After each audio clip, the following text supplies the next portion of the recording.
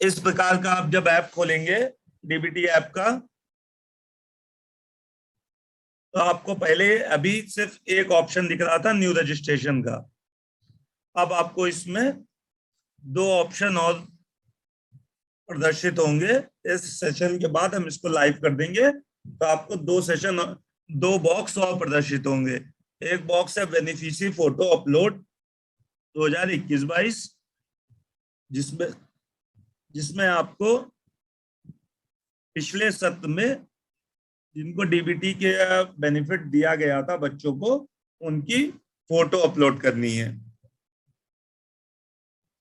इस बॉक्स पे आप क्लिक करेंगे तो आपको क्लास वाइज दिखेगा कि ये प्राइमरी का था 1 से 5, और अपर प्राइमरी होंगे तो 1 से 8,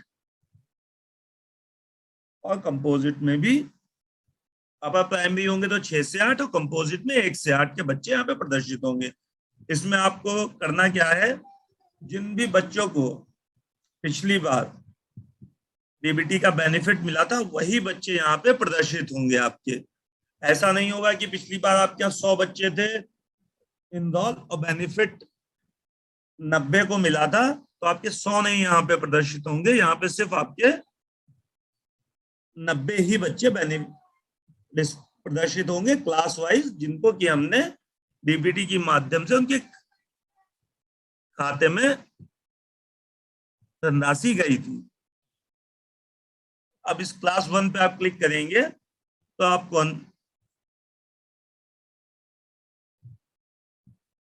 ये बच्चे प्रदर्शित होंगे। इसमें हमने बच्चे का एसआर नंबर है, नाम है, फादर नेम है, उसका आधार, गार्जियन का आधार स्टेटस है, पेमेंट स्टेटस है, बैंक का नाम है, अकाउंट नंबर है। ये बैंक का नाम, अकाउंट नंबर वो है जिस खाते में उनके पैसा गया था।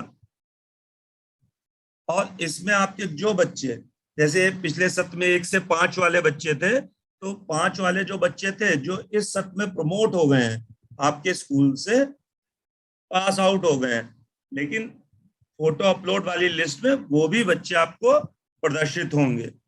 इसमें आपको, जैसे सर ने अभी बताया, कि जिन बच्चों को हमने बेनिफिट दिया था उनकी फोटो अपलोड करनी है। इसमें नीचे आपको कैमरे का बटन दिख रहा होगा, आप कैमरे के बटन पे क्लिक करेंगे तो एक इंस्ट्रक्शन आएगा, क्लिक फोटो विद यूनिफॉर्म।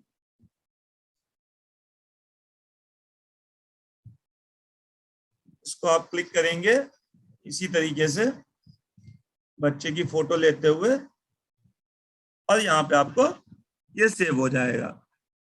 उसके बाद आपको सिंक डेटा आएगा, क्योंकि ऑफलाइन भी चलेगा, आप अपने स्कूल में नेट नहीं है तो आप एक साथ सारे बच्चों की फोटो खींचते हुए रख लेंगे, और जब भी आपके सिस्टम में नेट आएगा या तो वो ऑटोमेटिक सिंक कर देगा, नहीं सिंक होता तो आप मैनुअल इसको सिंक कर दीजिएगा, तो आपके डेटा सर्वर पे सिंक हो जाएगा। इस तरीके से आपको एक एक करके जितने बच्चों को पिछले सत्र में बेनिफिट दिया गया था उनकी फोटो खींचते हुए डेटा को सिंक कर देना है। इसी प्रकार क्लास 2 में आएंगे, 3 में आएंगे, इसी तरीके से आपको एक एक करके सारे क्लास के बच्चों की फोटो खींचते हुए इस कार्य को पूरा करना है। अगर आपके विद्यालय में 3 टीचर हैं तो आप लोग इसको कार्य को आपस में बात करते हुए बांट भी सकते हैं कि आसानी से और जल्दी हो जाए। कि क्लास आपने बांट ली कि क्लास 1 के बच्चों की फोटो एक्स टीचर खींचेंगे, क्लास 2 के बच्चों की फोटो वाई टीचर खींचेंगे, तो इस तरीके से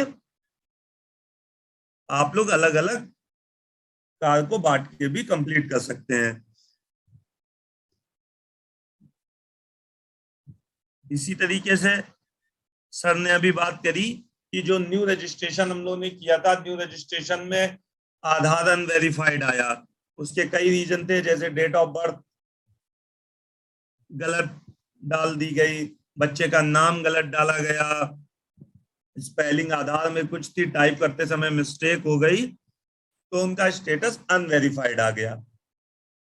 तो उन बच्चों को वहां पे 3 अटेम्प्ट हमने दिए थे, तीन, आप 3 बार अटेम्प्ट करके देख सकते थे। वहां पे अटेम्प्ट पूरा होने के बाद आप उसमें कोई भी चेंज नहीं कर सकते थे।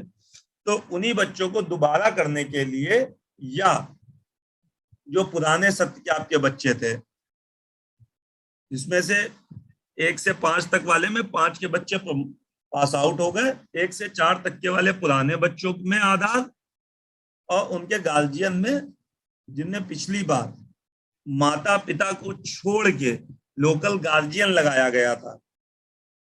अगर आपने पिछली बार माता पिता का आधार लगाया था और उनके खाते में पैसा भी गया था, तो उनके पे आप कोई भी चेंज नहीं कर सकते हैं। इस प्रकार में अभी आपको एक 3 तरीके की चीज बनेगी। जैसे पिछली बार आपने माता पिता के खाते आधार लगाया, उनके खाते में पैसा गया, तो उसमें आपको कार्य नहीं करना है, उसमें सिर्फ बच्चे के आधार को सत्यापित करना है। दूसरा है कि आपने लोकल गार्जियन किसी को लगा दिया, तो उसमें आपको इस बार, जैसे न्यू रजिस्ट्रेशन में कहा क्या था कि माता पिता का आधार लगाना है, अगर माता पिता नहीं है तो आपको कारण बताते हुए लोकल गार्जियन में दादा दादी अंकल चाचा चाची का ऑप्शन हमने दे रखा है। आपको कारण बताते हुए लोकल गार्जियन का आधार सत्यापित करना है और बच्चे का आधार सत्यापित करना है। ये पिछली बार की तरह ही स्क्रीन है। इस विद्यालय में 86 बच्चे हैं। आपने हो सकता है पोर्टल पे, हमने ये स्क्रीन पोर्टल पे भी दी थी, प्रेरणा पोर्टल पे टीचर लॉगिन पे भी दी थी। वहां पे भी कई चीजें आई कि सर हमने गलती से वेरीफाई कर दिया है, इनको डिलीट करना था। तो हमने वो ऑप्शन आपको यहाँ पे एक बार और दे दिया है कि आपके विद्यालय के जितने बच्चे हैं वो यहाँ प्रदर्शित हो जाएंगे। आप यहाँ भी उनको वेरीफाई और डिलीट कर सकते हैं। अगर गलती से वहां पे वेरीफाई हो गए थे तो आप यहाँ भी उनको वेरीफाई या डिलीट रीजन के साथ कर सकते हैं।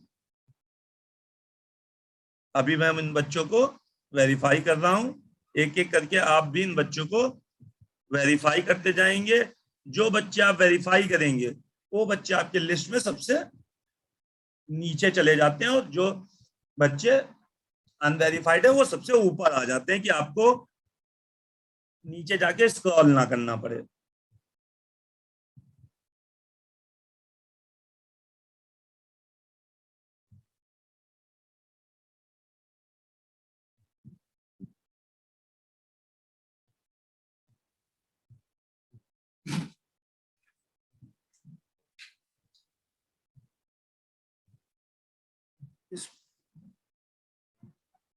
आप ऊपर देख भी सकते हैं कि टोटल 61 बच्चे थे, 86 बच्चे थे, जिसमें से 61 को भी बचे हुए 24 मैंने वेरीफाई कर दिए। तो मुझे सारे बच्चे वेरीफाई करने पड़ेंगे। मैं एक एक करके सारे बच्चों को वेरीफाई कर देता हूँ, वरना वेरीफाई के बिना ये आगे नहीं बढ़ेगा। जितने भी बच्चे मैं वेरीफाई करता जा रहा हूँ वो आप देखेंगे स्क्रीन में कि वो नीचे प्रदर्शित होते जा रहे हैं।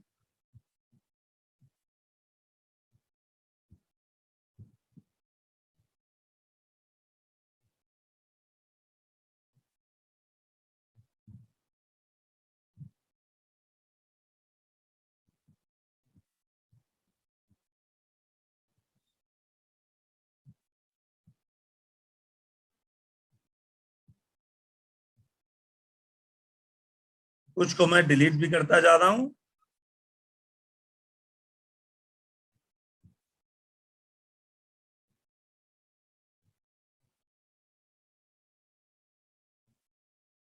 इस प्रकार आप बच्चों को पुनः वेरीफाई कर सकते हैं। जो बच्चे किसी कारणवश गलती से डिलीट हो गए थे तो वो आपको यहाँ पे दोबारा से प्रदर्शित भी मिलेंगे, कि जिनको आप पुनः वेरीफाई कर सकेंगे।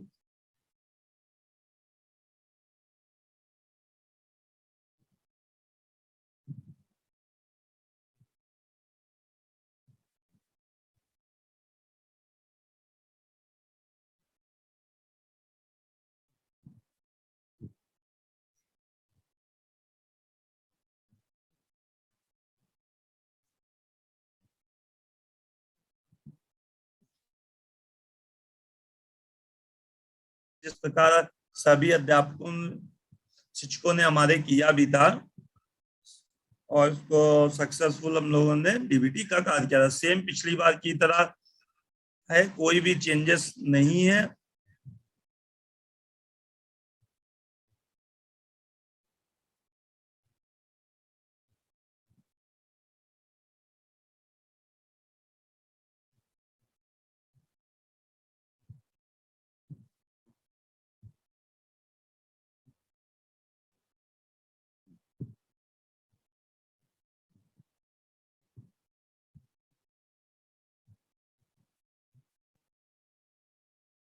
देखिए सारे बच्चे वेरीफाइड हो गए हैं।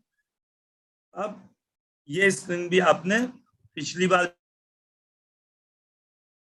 का यूडाइस कोड भरना है। पिछली बार हमने देखा था कई अध्यापकों ने अपने ही विद्यालय का यूडाइस कोड गलत डाल दिया था, कोई भी 11 डिजिट डाल दी थी किसी ने। इसमें हम लोग ने देखा कि मोबाइल नंबर डाल दिया था, कई लोगों ने इसमें कुछ भी डाल दिया था। तो आप लोगों से एक इसको ध्यान पूर्वक देखते हुए सिर्फ ये एक वन टाइम एंट्री है, अपने विद्यालय का सही यूडाइस कोड भर के आगे बढ़े। इसके नीचे आपके में है कि 22-23 में जिस दिन आप इसको भर रहे हैं उस दिन तक आपके यहाँ कितने बच्चे पंजीकृत थे वो संख्या यहाँ पे आपको अपडेट कर देनी है। उसके बाद ये स्क्रीन पिछली बार की तरह आप लोगों ने देखा था जिस प्रकार डीबीटी में कार्य किया था कि आप अपने क्लास कक्षा को अलग अलग अलॉट कर सकते हैं कि मैं कक्षा 1 का कार्य कर लूं, 2 का कार्य कर लूं। तो मैंने अपने आप को सबको अलॉट कर लिया, तो फिर ये किसी और शिक्षक अलॉट करने के लिए कोई भी कक्षा नहीं मिलेगी। ये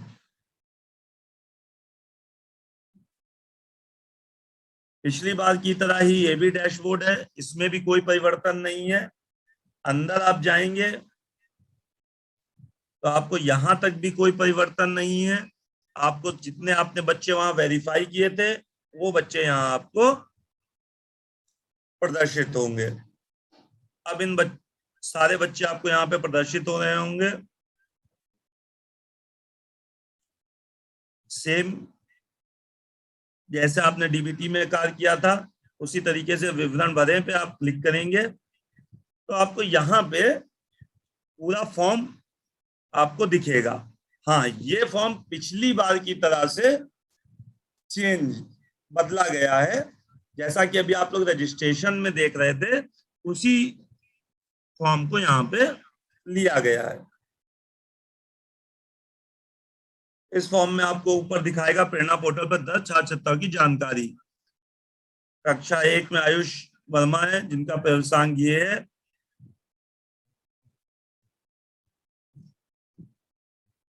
इनका आपने रजिस्ट्रेशन के समय में कक्षा 1 का है तो ये नए बच्चा आपने रजिस्टर्ड किया, या तो इनका देखिए आधार पहले से आपको दिख रहा है कि बना हुआ है, यहाँ पे है,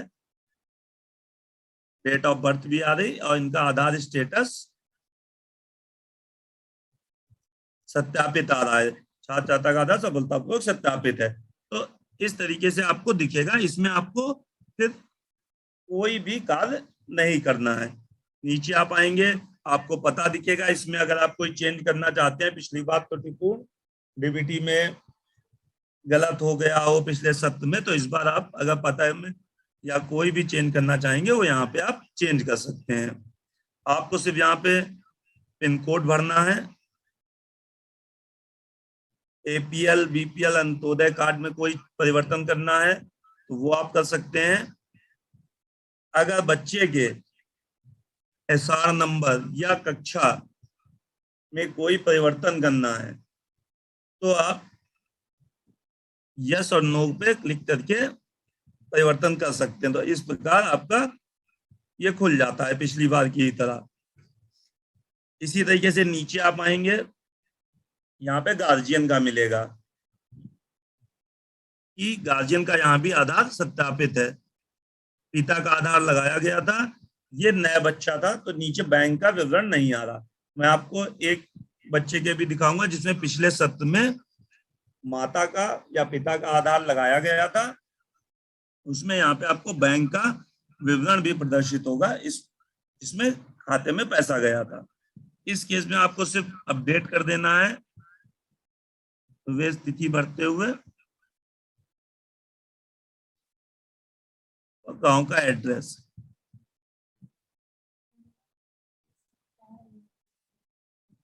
ये सिर्फ इतना कर देना है आपको इस बच्चे में। अब हम किसी दूसरे बच्चे को लेते हैं जिसमें दोनों चीजें नहीं लगी हुई हैं, अनवेरिफाइड है।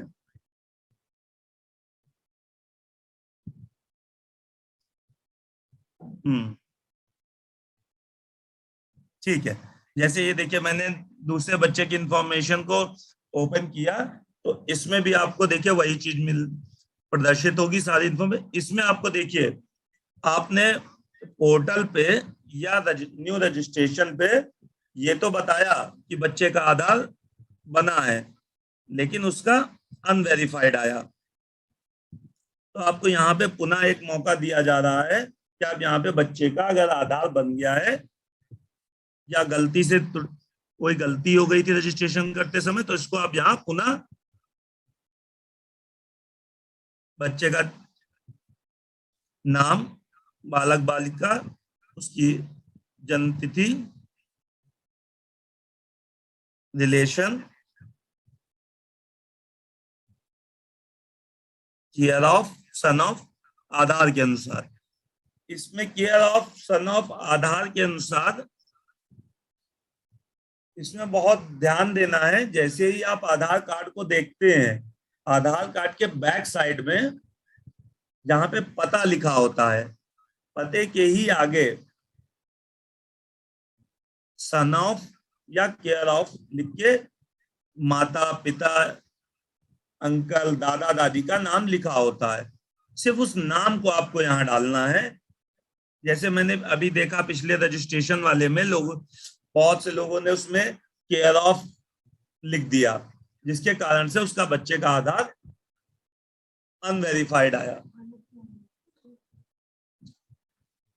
तो आपको इन चीजों का ध्यान देना है कि जो आधार के बैक में आप जाएंगे तो उसमें सिर्फ एक केयर ऑफ लिख के आगे के माता पिता दादा दादी कोई भी एक नाम लिखा होगा उसको यहाँ पे मेंशन करना है। छात्र का आधार नंबर जो भी होगा आपको वैलिड डालना है। अभी मैंने डमी डाला इसलिए वो बता रहा है। आप क्लिक टू वेरीफाई पे करेंगे, वो आपका आधार वेरीफाई कर देगा। इसी प्रकार आपको सारी चीजें बच्चे की पिछली बार जो आपने डीबीटी में भरी थी वो आपको भरी हुई प्रदर्शित होंगी। अगर आपको उसमें लगता है कि नहीं कोई त्रुटि इस बार पिछली बार हो गई थी, इस बार हम चेंज करना चाहते हैं, तो उसको आप बदल सकते हैं। इसी तरीके से आपके नीचे गार्जियन का है, आप कंसर्न को एक्सेप्ट करेंगे तो आपको ये आ जाएगा किसका आधार सत्यापित किया जाना है। अगर आपने बोला माता का, तो इसमें आपको अभिभावक का आधार नंबर, माता का यानी कि आधार नंबर, उनका नाम, और ये माता है तो महिला सेलेक्ट हो क्या रहा है वो क्लिक टू वेरीफाई करना है।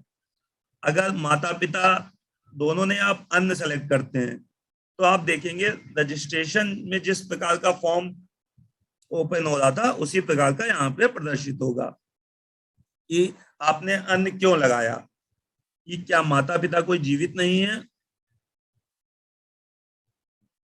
तो आपको वही जैसा न्यू रजिस्ट्रेशन में पूछा जा रहा था, क्या प्रधान सभा सत्य उदास्य का प्रमाण पत्र लेकर विद्यालय में सुरक्षित रखा गया है।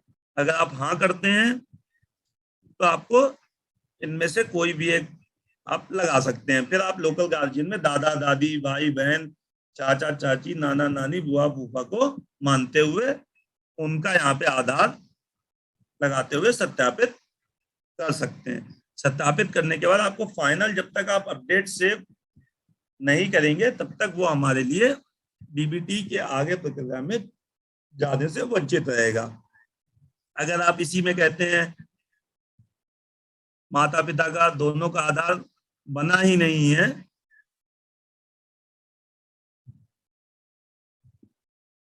तो आपके पास आ जाएगा कृपया माता पिता का आधार बनवाएं, तब आधार सत्यापित करें। तब सिर्फ आपको अपडेट एंड सेव के बटन पे क्लिक कर देना है।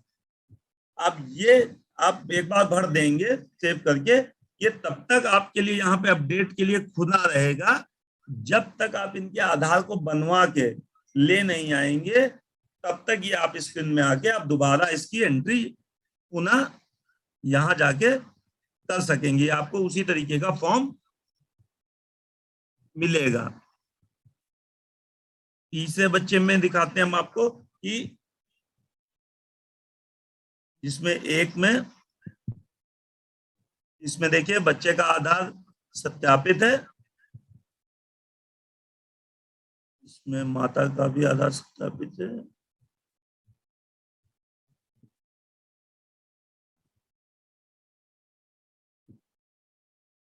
जैसे ये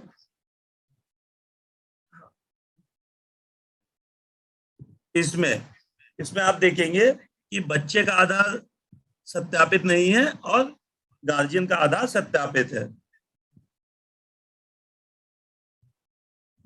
तो इसमें आपको, आपने फॉर्म पे, ये पुराना बच्चा है क्लास का, इसमें आपने कोई भी इंफॉर्मेशन पोर्टल पे ना रजिस्ट्रेशन करते समय भरी, तो यहाँ पे आपको पुनः वो पूछ रहा है क्या आप हाँ करेंगे तो ये आपका आ जाएगा छात्र छात्रा के नाम आधार के अनुसार भरें। अगर आप कहते हैं कि छात्र छात्रा का आधार नहीं बना है, अभी भी आप कह रहे हैं नहीं बना, तो वो आपसे यहाँ पे पूछेगा कारण। यदि छात्र छात्रा का आधार बना नहीं है तो उसका कारण बताइए। आधार बनने की प्रक्रिया में है तो आपको जब आधार बनाने जाते हैं तो एक रिसिप्ट मिलती है, एक पर्ची मिलती है, उस पे एक नंबर होता है एनरोलमेंट नंबर, वो आपको यहाँ भरते हुए इसको सेव कर देना है। तो यहाँ पे आपको आधार वेरिफिकेशन का बटन नहीं दिख रहेगा। अगर आप कहते हैं आधार नहीं बना है, ठीक, तो आपको एनरोलमेंट नहीं भरना है। और इसमें नीचे आप देखेंगे बच्चे की इंफॉर्मेशन पहले से भरी है, सत्यापित है। इसी तरीके से मैं एक आपको दिखाता हूं कि जिनमें पिछले सत्र में पेमेंट भी चला गया था, उनमें किस प्रकार प्रदर्शित होगा। मैं आपको दोनों चीजें, पोर्टल पे कैसे दिख रहा है और वही बच्चे की यहाँ पे किस स्थिति में दिख रहा है, दोनों चीजें मैं आपको यहाँ पे प्रदर्शित करता हूं।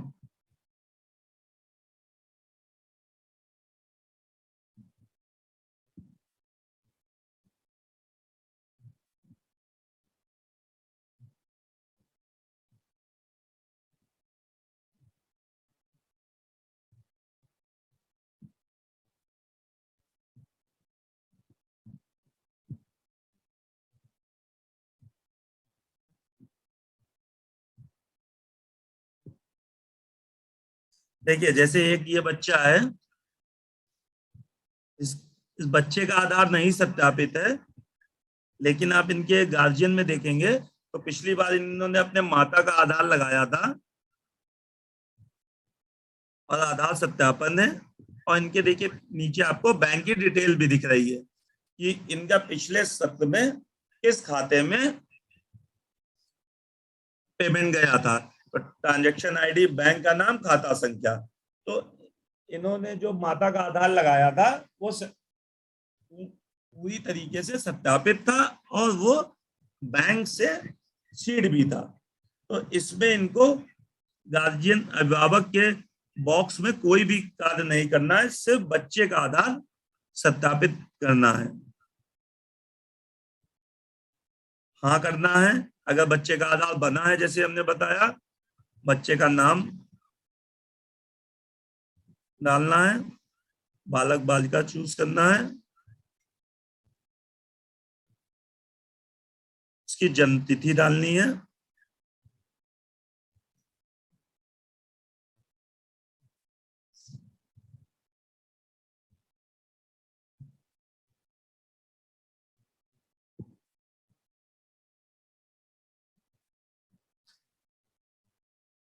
अब आप लोग एक होगा कि केयर ऑफ में बच्चे के साथ संबंध में इतने रिलेशन क्यों आ रहे हैं। कभी कभी होता क्या है, बच्चे का आधार बनवाने गए तो उसमें अभिभावक के रूप में चाचा चाची दादा दादी का नाम डाल दिया। तो आप इसमें से कोई भी ऑप्शन चूज कर सकते हैं और बच्चे का अब केयर ऑफ और सन ऑफ में नाम डाल देंगे और इसको क्लिक जो है वेरीफाई करेंगे आधार नंबर डालते हुए, तो ये बच्चे का आधार सत्यापित हो जाएगा। इसी प्रकार नीचे आपको पिन कोड भरना है।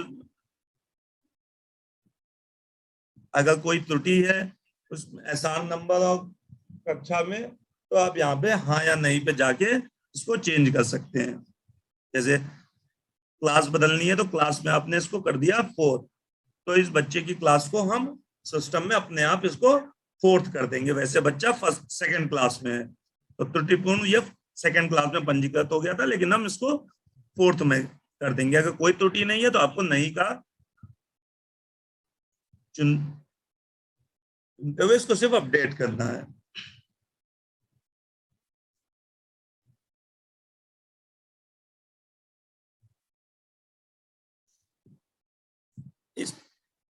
इसमें आपको बच्चे की और एक कंडीशन पे बच्चे को आपको अपडेट करने में आधार चेंज कर सकते हैं। पिछली बार आपने माता या पिता का आधार लगाया था, आधार वेरीफाइड भी था, लेकिन किसी कारण से उस बच्चे में वो आधार बैंक से सीड नहीं था, तो वो भी आपको यहाँ पे भरा हुआ प्रदर्शित होगा। लेकिन अगर उसको आप चेंज करना चाहेंगे तो वहां पे आप बदल सकेंगे। अगर माता का लगाया था पिछली बार तो आप पिता का लगा सकेंगे, पिता का लगाया था तो आप माता का लगा सकेंगे। इसी तरीके से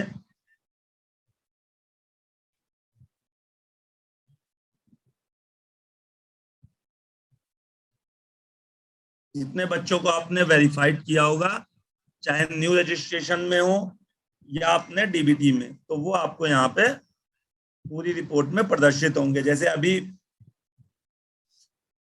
कंप्लेन आ रही थी कि जो बच्चे हम लोगों ने न्यू में रजिस्ट्रेशन किए हैं किसी कारण से ऐप को डिलीट कर दिया या अनइंस्टॉल कर दिया, तो वो बच्चे सर्वर परिणाम रिपोर्ट पे तो पोर्टल पे तो दिख रहे हैं लेकिन आपके ऐप में नहीं दिख रहे थे। तो वो बच्चे आपको यहाँ वेरीफाइड स्टूडेंट की रिपोर्ट में आपको टोटल इनरोल बच्चे दिखेंगे, चाहे वो आपने पोर्टल से किए हो या आपने प्रेरणा ऐप से रजिस्टर्ड किए हो।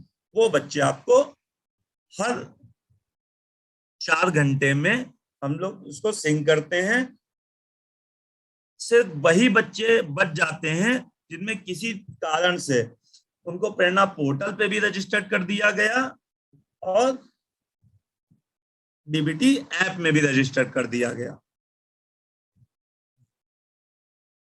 कुछ अध्यापकों ने शुरू में ऐसा किया कि उनको प्रेरणा पोर्टल पे भी बच्चों को रजिस्टर्ड किया और डीबीटी ऐप पे भी, तो वो बच्चे हमारे यहाँ डबल हो गए, डुप्लीकेट हो गए। तो उन बच्चों को हमने अभी एज ए सस्पेक्टेड में मार्क करके रखा है। उनमें से हम एक एक चेक करते हुए, अगर सेम स्कूल में 2 बार हो गए उनको हम सिस्टम ही द्वारा ठीक करके आपके में पोर्टल पे दिखने लगेंगे। अगर वो बच्चे, कुछ बच्चे ऐसे भी हम लोगों ने देखा एनालिसिस में इस बार कि वो बच्चे किसी दूसरे जिले में भी पढ़ रहे हैं और आपने रजिस्टर किया तो आप क्या भी पढ़ रहे हैं, उन बच्चों को हमने भी एज ए सस्पेक्टेड किया, जिसकी रिपोर्ट हम आपको आपके लॉगिन पे, ऐप पे और बीओ पे प्रदर्शित करेंगे, जिसमें से आप लोग को आइडेंटिफाई करना है बात करते हुए दूसरे टीचर से या अपने कि वो बच्चा कहाँ पे वर्तमान में पढ़ रहा है। ठीक है, अब यहाँ पे आधार हम बच्चों का ले रहे हैं तो एक जैसे ही आप एक से अधिक जगह उन बच्चों को एडमिशन करेंगे, सिस्टम अपने आप बता देगा कि ये बच्चा एक से ज्यादा विद्यालय में रजिस्टर्ड है।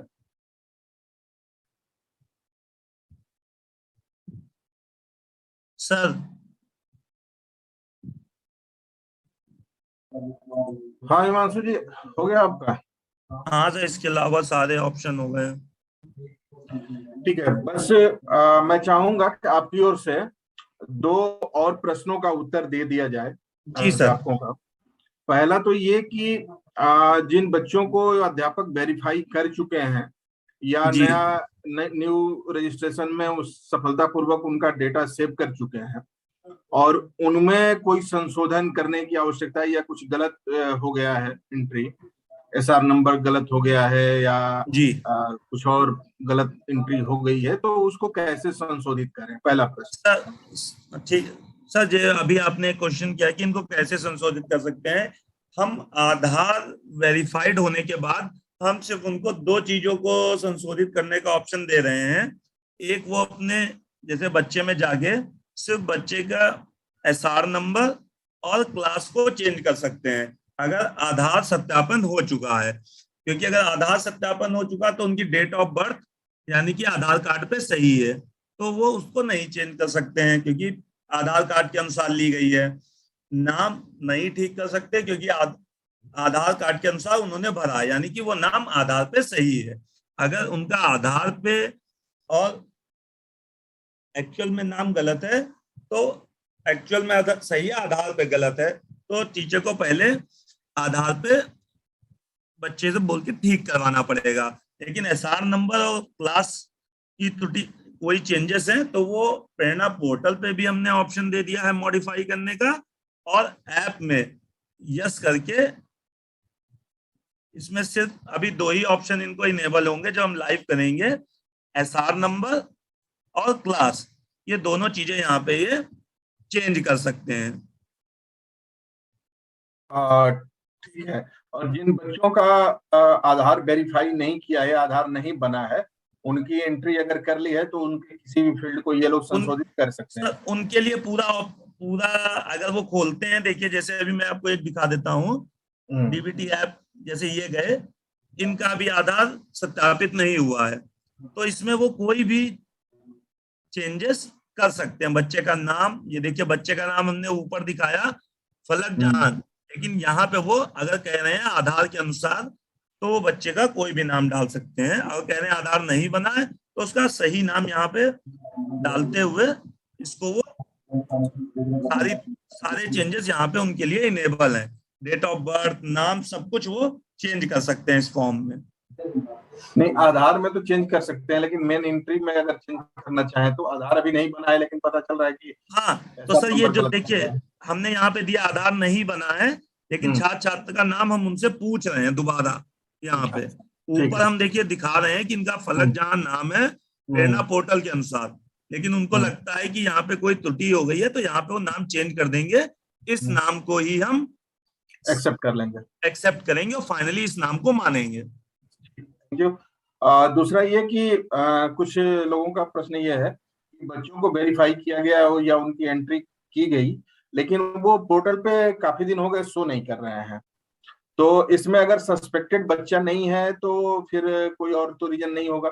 नहीं सर, ऐसा कोई और रीजन नहीं है, कि सिर्फ वही 2 रीजन हमने पाए थे कि एक तो 2 जगहों पे रजिस्टर कर दिया गया था शुरू में, जब पहले पोर्टल लाइव हुआ फिर ऐप लाइव हुआ, तो थोड़ा सा कंफ्यूजन रहा, तो 2 जगह बच्चों को कर दिया गया। सिर्फ वो बच्चे भी, एक हमने हटाते हुए एक बच्चे को पोर्टल पे प्रदर्शित हो रहा है। सिर्फ वही बच्चे नहीं दिख रहे होंगे अभी जो एक से ज्यादा जगह रजिस्टर्ड है। रजिस्टर्ड है। ठीक है, इस ऐप को हम लोग आज प्ले स्टोर पे आ जाएगा और इनको अपडेट भी जी, मिल जाएगा। और इसी का सर यूजर मैनुअल और वीडियो मैनुअल दोनों बना दिए गए हैं। तो यूजर मैनुअल प्रेरणा पोर्टल पे अध्यापक लॉगिन करके निकाल सकते हैं, डाउनलोड कर सकते हैं, और इसी में इसका ऐप में भी लिंक दे दिया जाएगा, यहाँ से भी तो देख सकेंगे। ठीक है, thank you. Thank you Himanshu. Ji धन्यवाद सर। हमारे साथ अपर परियोजना निदेशक श्री रोहित त्रिपाठी सर जुड़े हुए हैं। रोहित त्रिपाठी सर, मैं आपको आमंत्रित करना चाहूंगा।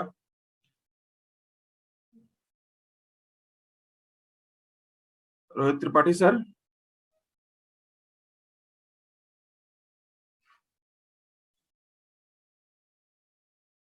रोहित त्रिपाठी सर अभी किसी दूसरी मीटिंग में व्यस्त हैं, जुड़ नहीं पा रहे हैं। तो खैर कोई बात नहीं। अब मैं बात करूंगा कुछ प्रश्नों का, जो कुछ आपकी जिज्ञासाएं आई हैं, कुछ पहले से भी हैं, उनके बारे में थोड़ा बात कर लेते हैं हम लोग। एक तो कुछ अध्यापकों ने पूछा है कि जिन बच्चों का आधार नहीं बना है उनके बारे में हमें क्या करना है। तो आप जानते हैं कि प्रत्येक विकास खंड पे, प्रत्येक बीआरसी पे दो दो आधार नामांकन किट विभाग द्वारा दी गई है और वहां पे ऑपरेटर भी तैनात है। आपको अपने खंड शिक्षा अधिकारी से बात करनी है और बात करके उन बच्चों का आधार बनवाना है। अब ये खंड शिक्षा अधिकारी तय करेंगे कि वो संकुल स्तर पे या विद्यालय स्तर पे कैंप लगा दे, या अगर बच्चे कई स्कूलों में दो दो एक एक करके कम संख्या में है तो उन बच्चों को एक दिन ब्लॉक पे समय देकर के बुला करके बीआरसी पे और उन बच्चों का बनवाएं। तो ये आपके और खंड शिक्षा अधिकारी के बीच के चीज है और आप ही लोगों को तय करना है कि उन बच्चों का आधार कैसे और कब बनवाना है, लेकिन आधार बनवाना जरूरी है। इसके अलावा बीआरसी के अलावा भी तमाम जगहों पे आधार बनते हैं। अगर वहां से भी कोई आधार बनवाना चाहता है या आधार बनवाता है तो उसमें किसी प्रकार का कोई रोक नहीं है, कहीं से भी वो आधार बनवा सकता है। उनकी सुविधा के लिए ब्लॉकों पर भी हर बीआरसी पे भी ये सुविधा दी गई है कि अगर और कहीं नहीं बन पाता है तो आप बीआरसी से बनवा लीजिए, पहली चीज। दूसरा जो सबसे बड़ा प्रश्न आप लोगों का रहता है, पहले भी था अब भी है, कुछ लोगों को अभी भी स्पष्ट नहीं है ये चीज, मैं फिर से उसे रिपीट कर दे रहा हूं कि बच्चे का डिटेल विवरण उनके एसआर पंजिका में अलग है और आधार कार्ड में अलग है। जैसे नाम में भिन्नता हो सकती है, नाम के स्पेलिंग में भिन्नता हो सकती है। दूसरी चीज कि उनके डेट ऑफ बर्थ में कई बच्चों के भिन्नता आई है और देखी गई है। तो सबसे पहला तो ये है कि आपको ये तय कर लेना है अभिभावक से बात करके कि उसका कौन सा विवरण सही है, आधार वाला विवरण सही है या एसआर पंजिका वाला सही है। अगर उसका विवरण एसआर पंजिका में जो आपने लिख रखा है, विद्यालय पंजिका में जो लिखा है, वो विवरण अगर उसका सही है और आधार में गलत है तो उस बच्चे का आधार संशोधन करवाना पड़ेगा। और आधार संशोधन भी वहीं से होगा जहां से उसका आधार बनना है, यानी बीआरसी से हो सकता है या कोई दूसरा आधार एनरोलमेंट सेंटर है वहां से हो सकता है। तो अगर रजिस्टर में दिया गया विवरण सही है और आधार में गलत है तो आधार में संशोधन कराएं, क्योंकि जो गलत है उसी को तो संशोधित हमें कराना है, वहां करवाएं। अब अगर अभिभावक कहता है कि नहीं आधार में दिया हुआ डिटेल सही है, आपके एसआर पंजिका में गलत है, तो बड़ा स्पष्ट है ये कि एसआर पंजिका में आपको किसी प्रकार का परिवर्तन, किसी प्रकार की छेड़छाड़ नहीं करनी है। इसके लिए बीच का एक रास्ता ये निकाला गया था कि आप विद्यालय पे एक अलग रजिस्टर बना लें। उस रजिस्टर के पहले पन्ने पे जहां पे आप पेज वेरीफाई करते हैं कि प्रमाणित किया जाता है कि इस पंजिका में कुल इतने पेज हैं, वहीं पे यह भी लिख दें कि यह पंजिका मात्र डीबीटी प्रक्रिया के लिए मान्य है। इस पंजिका में भरे गए विवरण मात्र डीबीटी प्रक्रिया के लिए मान्य है, अन्य किसी कार्य के लिए मान्य नहीं होंगे। और उस पंजिका में आप स्पष्ट बना लीजिए कि छात्र पंजिका के अनुसार बच्चे का एसआर नंबर नोट कर लीजिए। एसआर नंबर के बाद आप लिख लीजिए कि छात्र पंजिका के अनुसार बच्चे का नाम, बच्चे की जन्मतिथि, बच्चे के माता पिता का नाम और आधार कार्ड के अनुसार बच्चे का नाम, बच्चे की जन्मतिथि, बच्चे के माता पिता का नाम। और इस चीज को हेडमास्टर उस पर लिख करके प्रमाणित कर ले और आधार सत्यापन के समय जैसा आधार कार्ड में लिखा हुआ है बिल्कुल वैसा ही आपको उसमें एंट्री करनी है। नाम की स्पेलिंग में कोई अंतर नहीं आना है और न ही नाम में कुछ अतिरिक्त चीजें जोड़नी है और न ही घटानी है। अगर आधार कार्ड पे लिखे हुए नाम में मनोज लिखा हुआ है तो आपको श्री मनोज नहीं लिखना है, केवल मनोज ही लिखना है। और अगर आधार कार्ड में मिस्टर मनोज लिखा हुआ है तो आपको केवल मनोज नहीं लिखना है, मिस्टर मनोज भी लिखना पड़ेगा। तो जो चीज आधार कार्ड में जैसे लिखी हुई है, जिस स्पेलिंग में, बिल्कुल उसी तरह से आपको फिट करना है पोर्टल में या ऐप में।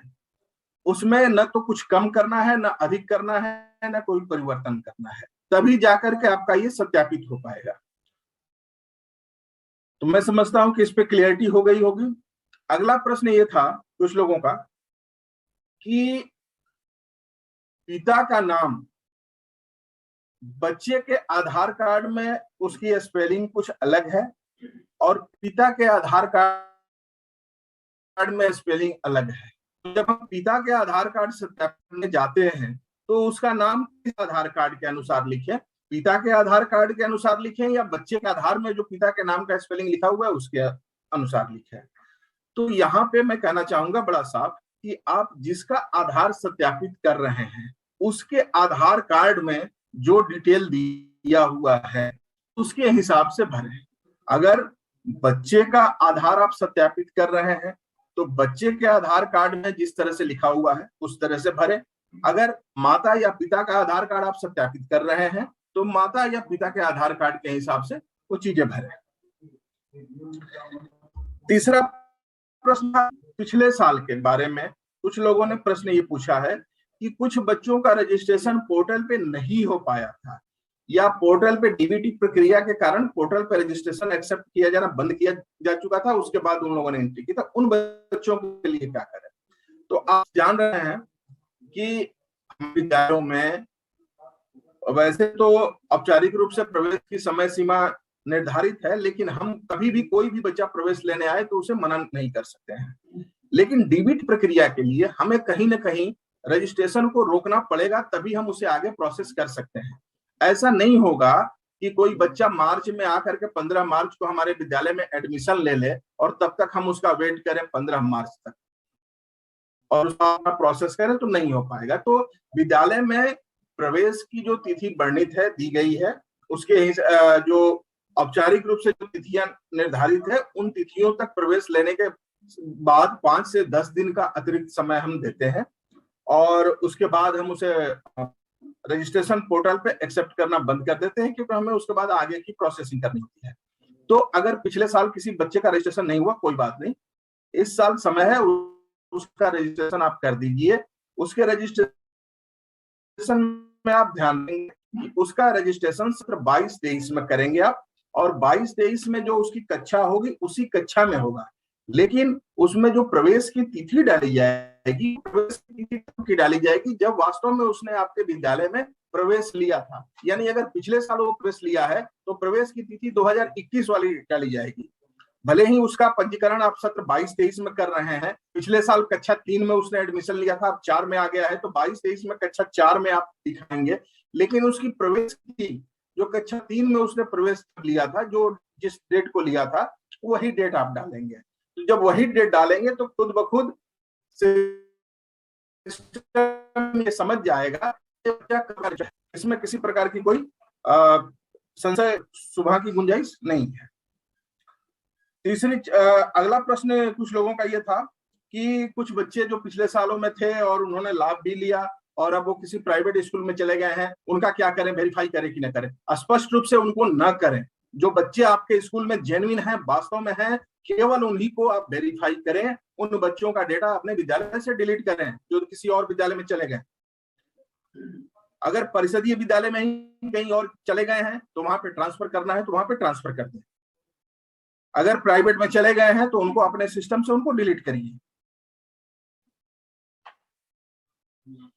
अगला प्रश्न एक ये था कि अगर माता पिता किसी का आधार नहीं बना है तो क्या करें? तो स्पष्ट सी बात है कि आधार बनवाने होंगे बच्चों के भी और माता या पिता के भी, और न केवल आधार बनवाने होंगे बल्कि उस आधार से सीडेड एक अकाउंट का भी होना जरूरी है। कुछ लोगों का प्रश्न था कि पिछले सालों में जो अकाउंट दिया गया था उसमें पैसा न जाकर उसके किसी दूसरे अकाउंट में गया। यहाँ बड़ा स्पष्ट बता दें कि अकाउंट से हमारा कोई खास मतलब नहीं है। हम केवल आधार बेस्ड ट्रांजैक्शन करते हैं, आधार बेस्ड पैसा ट्रांसफर करते हैं, आधार नंबर को लेते हैं और उस आधार से जो भी खाता उसका जुड़ा होगा लेटेस्ट, उसी खाते में वो पैसा जाएगा।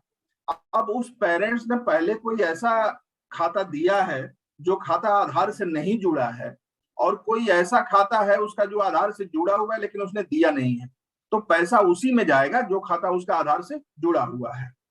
इसलिए अगले प्रश्न में कुछ लोगों ने पूछा है कि पिछले साल के खाते में आईएफएससी कोड चेंज हो गया है।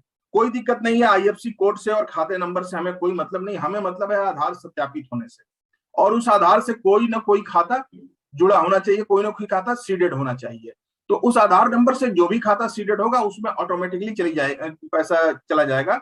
उसमें आपको आईएफएससी चेंज करने या खाता नंबर चेंज करने की कोई आवश्यकता ही नहीं होगी। इसीलिए आपने देखा होगा कि नए बच्चों का जो हम लोग इस बार रजिस्ट्रेशन करा रहे हैं आपसे, उसमें उनका खाता नंबर हम ले ही नहीं रहे हैं, हम केवल आधार ले रहे हैं। हाँ, उनके आधार से कोई ना कोई खाता जुड़ा अवश्य होना चाहिए, खुद ब खुद पैसा उस आधार के अनुसार उनके खाते में चला जाएगा, उस आधार से जो भी खाता उनका सीडेड होगा उसमें। अब दो एक बातें और स्पष्ट कर देना चाहूंगा कि जो आप कर रहे हैं रजिस्ट्रेशन और आधार सत्यापन, इसमें एक तो जिनका आधार प्रमाणित हो जा रहा है बहुत अच्छा, जिनका आधार प्रमाणित नहीं हो पा रहा है किसी त्रुटि के कारण, जैसे आपको 3 अवसर दिए गए, 3 बार में आपने सही डेटा एंट्री नहीं करी और अवसर समाप्त हो गया, अब नहीं हो पा रहा है, तो अभी जब आप पोर्टल के बाद जब अभी आप ऐप पे जाएंगे डीबीटी प्रोसेस में, तो डीबीटी प्रोसेस में 3 चांसेज और मिलेंगे, और उसमें आप ये प्रयास करें कि उसमें बिल्कुल सही डिटेल भरें ताकि बच्चे का आधार प्रमाणित हो जाए या पेरेंट का आधार प्रमाणित हो जाए। और दूसरा चीज ये कि जिन बच्चों का आधार बना ही नहीं है, उपलब्ध नहीं है, उनके बारे में आपको बता ही दिया गया। अब एक अंतिम बात ये मैं बताना चाहूंगा कि देखिए, पिछले साल के जो बच्चे रजिस्टर्ड रहे हैं उन बच्चों को 2-3 कैटेगरी में बांटा गया है। पहली कैटेगरी तो वो है कि पिछले साल जिन बच्चों का रजिस्ट्रेशन हुआ और उनको पैसा, उनके लिए उनके पेरेंट्स के अकाउंट में पैसा भी चला गया, और जिसके अकाउंट में पैसा गया वो उनके माँ या बाप है, माता या पिता है, तो वहां पे कोई चेंज नहीं करना है, कोई चेंज करने का अवसर भी नहीं दिया गया। पहली कैटेगरी। दूसरी कैटेगरी ऐसी है कि बच्चे के माता या पिता का आधार तो लगाया था आपने, लेकिन उनका कोई अकाउंट सीडेड नहीं था। जैसे आपने पिता का लगाया था आधार, लेकिन पिता के आधार से कोई अकाउंट सीडेड नहीं था।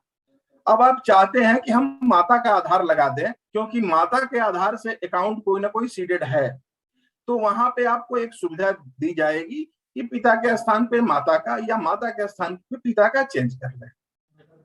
ये दूसरी कैटेगरी हुई। तीसरी कैटेगरी वो है कि लास्ट ईयर आपने गार्जियन का लगाया था, बहुत संख्या में बच्चों के माता पिता के बजाय उनके गार्जियन का आधार लगाया। इस बार वो जो गार्जियन के आधार थे उस आधार को बिल्कुल हटा दिया गया है, और आपको उनके माता या पिता में से ही किसी का आधार वहां लगाना होगा और उनका अकाउंट सीड करवाना होगा। अगर उस बच्चे के माता या पिता में से कोई जीवित नहीं है, तो जैसा कि नए बच्चों के रजिस्ट्रेशन में आपको ऑप्शन आ रहे हैं कि माता पिता दोनों जीवित है कि नहीं है, या क्या माता पिता का आधार नहीं बना है, कोई ना कोई आधार बनवा ले, ये कोई असंभव सी बात नहीं है। अगर माता पिता दोनों ही जीवित नहीं है तो उस केस में ग्राम प्रधान या सभासद के स्तर से प्रमाण पत्र लेने के बाद आप को उनके अभिभावक के रूप में आधार प्रमाणित कर सकते हैं उनके किसी रिश्तेदार का। रिश्तेदारों की एक बड़ी सी लिस्ट आपको दी गई है, 12 उसमें है रिश्तेदार, कोई ना कोई उस 12 में से कोई ना कोई रिश्तेदार जरूर होगा जिसके खाते में पैसा जाएगा। तो आप वो प्रमाण पत्र लेने के बाद अगर बच्चे के माता या पिता दोनों में से कोई जीवित नहीं है तो वो प्रमाण पत्र प्रधान या सभासद से लेने के बाद उसके किसी रिश्तेदार का आधार आप प्रमाणित करें और उस आधार से जुड़ा हुआ जो सीडेड खाता होगा उसमें वो पैसा जाएगा। तो इस तरह से पिछले साल के जो रजिस्ट्रेशन रहे हैं उनके आधार प्रमाण में 3 कैटेगरी हमने बता दी, और सारे बच्चों का आधार सत्यापित किया जाना है। अब इसमें आप ये भी जान लीजिए कि अगर बच्चे का आधार नहीं बना है तो आधार बनवाना भी है, और आधार सत्यापित भी करना है। जिनका आधार सत्यापित नहीं हो पाएगा संभवतः वो वंचित हो जाएंगे। एक प्रश्न किसी मित्र ने पूछा था व्हाट्सएप पे कि पिछले साल किन्हीं कारणों से खाता सीडेड ना हो या सस्पेक्टेड हो, ऐसे केस में अगर किसी बच्चे को पैसा नहीं गया है तो उसका फोटो कैसे अपलोड करेंगे। बड़ा स्पष्ट उसमें हिमांशु जी ने शुरुआत में ही बताया था कि फोटो अपलोड में केवल उन्हीं बच्चों की लिस्ट आपको मिलेगी जिन बच्चों के खाते में जिन बच्चों के माता पिता या उनके गार्जियन के खाते में पिछले साल पैसा गया होगा। जिनके खाते में पैसा गया ही नहीं होगा उनको नहीं मिलेगा। उनको फोटो अपलोड करने की कोई आवश्यकता नहीं है। बच्चों को बिना फोटो अपलोड किए ही सब पैसा मिलेगा जिन्हें पिछले साल किन्हीं कारणों से नहीं मिल पाया था। अब एक आखिरी चर्चा और कर लूं मैं आपसे। कुछ लोगों ने प्रश्न किया है कि सिस्टम में दिखा रहा है कि बच्चे का पैसा गया है पेरेंट्स के अकाउंट में, लेकिन पेरेंट कह रहे हैं कि नहीं है। ऐसी चीजें पहले भी संज्ञान में आई हैं और जब इनकी जांच की गई है तो ये पाया गया है कि वास्तव में पैसा गया है। कहीं ना कहीं बैंक के स्तर पे उसको अपडेट करने में लापरवाही की गई है या पेरेंट ने सही ढंग से जानकारी नहीं की है। तो ये समझ लीजिए कि जिनको सिस्टम दिखा रहा है कि खाते में पैसा गया है वो और आपके उस पे खाता बैंक का नाम, खाता नंबर और ट्रांजैक्शन आईडी भी दिखा रहा है, स्पष्टतः उनके खाते में पैसा गया है। इसमें कोई शक व शुबा की गुंजाइश ही नहीं है। तो आप वो ट्रांजैक्शन आईडी, बैंक अकाउंट और बैंक का नाम लेकर के उस बैंक से संपर्क करिए और कहिए कि इस ट्रांजैक्शन आईडी से आप सर्च करके बताइए पैसा आपके यहाँ आया है कि नहीं आया है। पैसा आया है, उसके अकाउंट में बैंक वालों ने पोस्ट नहीं किया होगा, ये कुछ जगहों पे देखने को मिला है। तो वहां पे इस तरह की चीजें होंगी।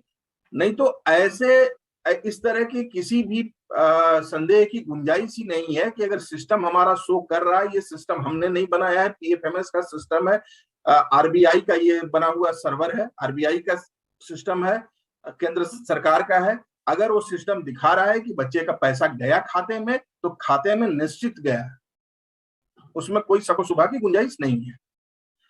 तो इन्हीं शब्दों के साथ हम आगे फिर आपसे समय समय पे मिलते रहेंगे।